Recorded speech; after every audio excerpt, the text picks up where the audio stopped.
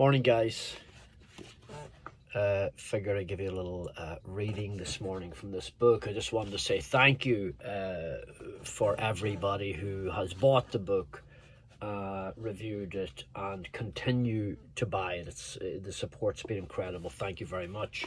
I am working on the screenplay. For those of you who don't know, Once Upon a Time in Hell's Kitchen is a fictional account of the formation of the Westies, based around a character called Danny Boy McCoy, who is a boxer who is trying to stay out of trouble and stay away from the rackets. But one thing after another leads him deeper and deeper into the trouble. So you get a sort of an account, a very detailed account of him and his crew and how the Westies actually came together in a very humanistic sort of way. I've tried to humanize the characters in here because in actual fact it was a very human story. The brutality in New York City in the 1970s was crazy. But to give you some idea of how nuts it was, there was an article I found about the murder of the loan shark Ruby Stein, who was murdered by the Westies. And his torso, they chopped him up and threw him in the East River. His torso floated because they had forgot to puncture the lungs. They were able to identify his body. But in the New York Post, there was an article, small article, you can find it online. Torso of mob shark washes up in in the bay, something like that is the title. It's kind of a comic title. And in that article, there's one little line that says it was one of 7 torsos that had washed up in recent weeks, on the beaches in recent weeks. 7 torsos that had washed up in a few weeks, and this was just one of them. That's in the 1970s. To give you some indication of the insanity, you had Roy DeMeo was like a mass serial killer, really, operating out of the Gemini Lounge out in Brooklyn. He was mafia, but really he was an insane person. Kuklinski, who did a lot of hits for the mafia, knew Roy DeMeo. And then, of course, Coonan in Hell's Kitchen, Jimmy Coonan.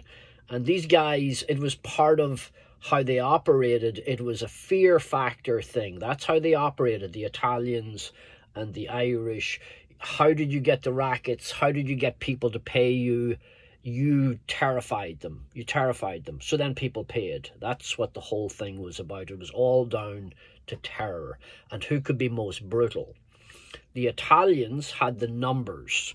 They had thousands nationally, in the mafia, obviously. Huge population, or huge amount of mafia in New York City, Brooklyn, and Manhattan, especially downtown. And what happened really in the 70s was that kicked off this whole war between the Irish Americans and the Italians in Hell's Kitchen. Was the old convention center, the Coliseum, was on Columbus Circle in Manhattan. And the city announced that they were moving the Coliseum down into Hell's Kitchen. It became the Javits Center. Interestingly, Trump was the guy who owned the old rail yards where they built the Javits Center, and his lawyer at the time was Roy Cohn. Like, it's insane how deep this all goes. But anyway, the Italians controlled the Coliseum, the old convention center on Columbus Circle. So when the contract was being taken into Hell's Kitchen, the Italians obviously wanted those contracts because the amount of money, it was the biggest city project in decades. This was, you're talking tens of millions of dollars being pumped in to the area. That's the Javits Center now. I can't remember. It's like what is it, 1.5 or 2 million square feet of. It's an enormous, one of the biggest in the country, and it was being built right in their neighborhood. And the Irish at the time, you had Mickey Spillane, who was running the old school Irish gangsters in the neighborhood, and he was working hand in hand in tandem, somewhat peacefully, with the Italians, allowing them to operate their rackets in Hell's Kitchen. Ruby Stein, who was the biggest loan shark on the East Coast, possibly all of America at the time, operated for the Italians under the protection of Mickey Spillane in Hell's Kitchen. And what happened was, this young upstart, these young guys came up, Mickey Featherstone, Jimmy Coonan, and they did not want, they thought that Mickey Spillane was being too soft, allowing the Italians to come in and take over their neighborhood. And Jimmy Coonan had a personal beef with Mickey Spillane. Mickey Spillane had kidnapped his father years earlier. Jimmy's father was an accountant, and Mickey Spillane had kidnapped him for ransom, tied him to a chair in a basement, smacked him around a little bit. His old man peed himself, and Jimmy never forgave Mickey Spillane for this. So when Jimmy Coonan started running the streets as a young man in his 20s, he had his eye on Mickey Spillane to take him out and to get rid of the Italians, so that Jimmy Coonan would control the rackets that were going to benefit from all the construction that was going to happen in Hell's Kitchen because of the Javits Center in the 70s. That's what it was all about. That's what this was about, the formation of the Westies. Now, the problem was Jimmy Coonan only had a handful of guys. He ran a bar down on the corner of 43rd and 10th Avenue, the 596 Club. I call it the Wolf Bar in here in this fictional account. But from this bar, there was a handful of guys in the neighborhood who all drank there, who ran like smaller racket stuff. They had their hands in everything, in the unions, in protection rackets, cigarettes that you would get from the south and sell up here. All these different kinds of rackets that life sort of lends itself to.